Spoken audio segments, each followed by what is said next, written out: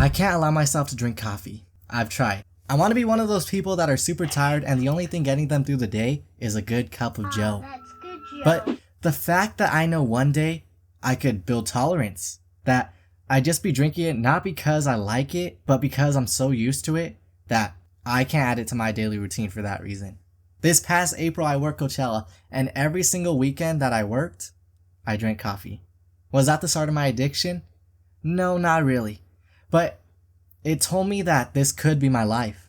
And no, I don't hate you if you do consume coffee like that, but it's something that I felt wasn't for me. It's the same thing with energy drinks. I don't know, the idea of something accelerating your heart rate, boosting your alertness, and increasing your blood pressure, it scares me, I'm not gonna lie, because I feel like I have to have just the perfect amount of unalertness. I mentioned all that science says coffee is supposed to make you feel because I feel like it's not accurate at all when it comes to me. Am I expecting coffee to flip a switch and just immediately energize me? No, but I am expecting for it to do something.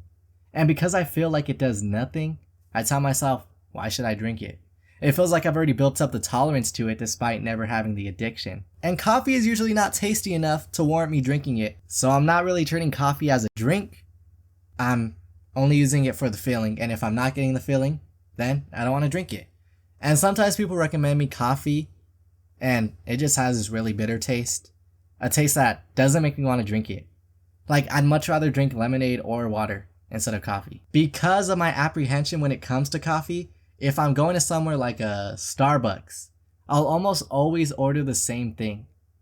A vanilla bean frappuccino. Because it doesn't even have a hint of coffee in it. But if I'm feeling a little frisky, I'll order a caramel frap instead. All of this context is important because I'm telling you, if I'm gonna risk drinking coffee, a drink that I really despise, then I expect the reward to pay off. High risk, high reward. For me, coffee is only good if it basically doesn't taste like coffee. So recently I'm working, and one of my coworkers decides to get the hookup from this local coffee shop. Since I'm not much of a coffee consumer, I asked him if he could get me a matcha, specifically a strawberry vanilla matcha.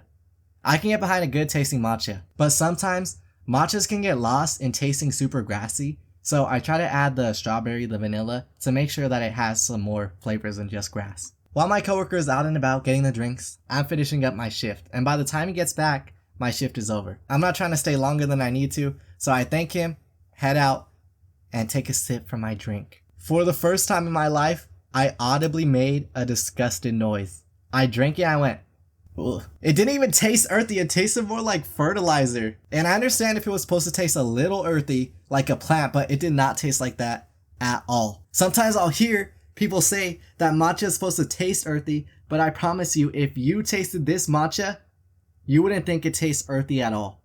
Or even naturey, or even think it tastes good. And if you did, then go on some Naked and Afraid or something. You could eat or drink anything. After the complete disappointment I had from the matcha, I decided I wanted to treat myself. Because I really did want to enjoy some sort of sweet treat. And I was even more sad because it was something nice my coworker was doing. He was treating all of us, and I couldn't even enjoy it. I gently tried to, but every time I would take a sip, my body would physically recoil. And luckily nobody knew of my disappointment since I had just left my shift, so I would have felt even more bad if people knew that I didn't like this drink.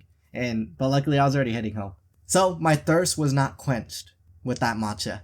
And I really did need a treat, so I decided to hit up Starbucks. And as I'm approaching the drive-thru kiosk, one particular drink catches my eye. A caramel ribbon crunch. It might have seemed like something basic, but to me, my coffee drink was something of a specialty, of a rarity, and even something basic like this was something that I knew could be delicious, even if it was basic. So I tell the lady taking my order, I would like a caramel ribbon crunch, please. And she said, okay, go ahead and pull through the window. Your total will be $8. I approached the window, and as I saw the drinks being made, I noticed that there was two on the window that particularly caught my eye. This chocolate looking drink and a pink and purple abomination. My experience with chocolate drinks from Starbucks was similar to my experience with coffee. It had to be something I was in the mood for because Starbucks has a tendency to make their drinks way too chocolatey.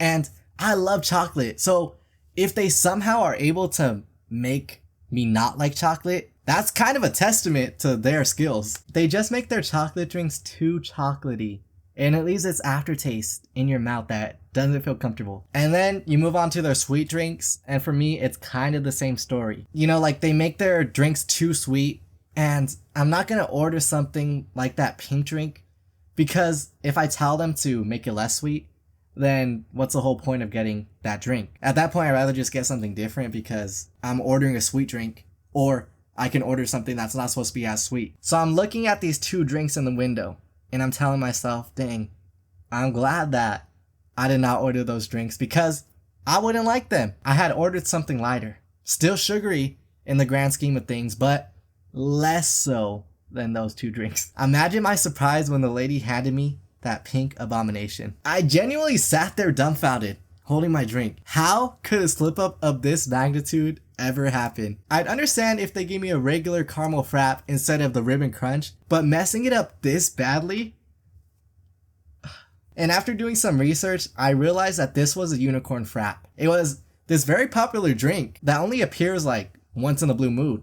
So maybe she was so used to people ordering it that she just naturally gave it to me. And I'm not really tuned into Starbucks culture, but it did seem like a really anticipated drink. So while I'm holding the drink, I have a split second of debate within myself. Do I tell her that this is completely not my order? I was debating because I didn't know if, number one, would I become like one of those customers that mentions how something is wrong and now I'm just annoying the worker? And two, would they ask me for the drink back and now they just have to dump it?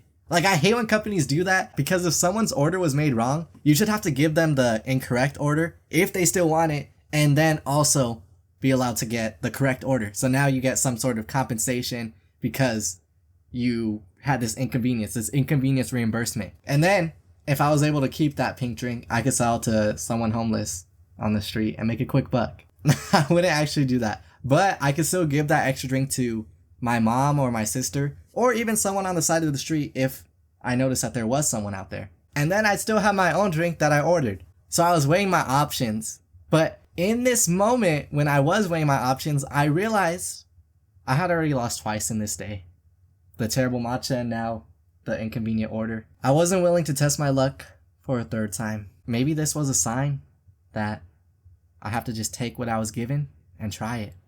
So I said, thank you, with a smile, and drove off. Now I have no idea if the person after me got their correct drink. I hope they were brave enough to have a spine like I didn't have. I took a sip of my drink, and to my surprise, it wasn't too bad. It definitely was sweet, but it was 1,000 times more bearable than that matcha. I was able to actually drink it without physically recoiling. And I was still sad that I hadn't gotten my ribbon crunch, but then I realized the biggest plot twist of them all. That I'm pre-diabetic. It's hereditary. And I just drank 59 grams of sugar. Luckily, I didn't die, and my blood sugar level didn't spike.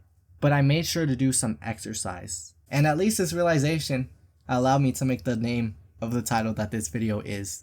So, some silver lining, I suppose. Morals of the story, there's two. Don't expect your coworkers to get you a good drink, or to warn you if you're about to drink the worst drink ever in mankind. Moral number two, don't expect people to get your order correct.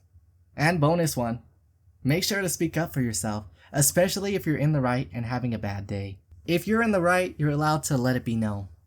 However, if you order something and halfway through change your mind, then stick with whatever they brought you out. You're only in the right if the other person messed up. I'll go back to enjoying my water. Cheers. That's pretty good. Definitely better than a lot of coffees, and better than that matcha.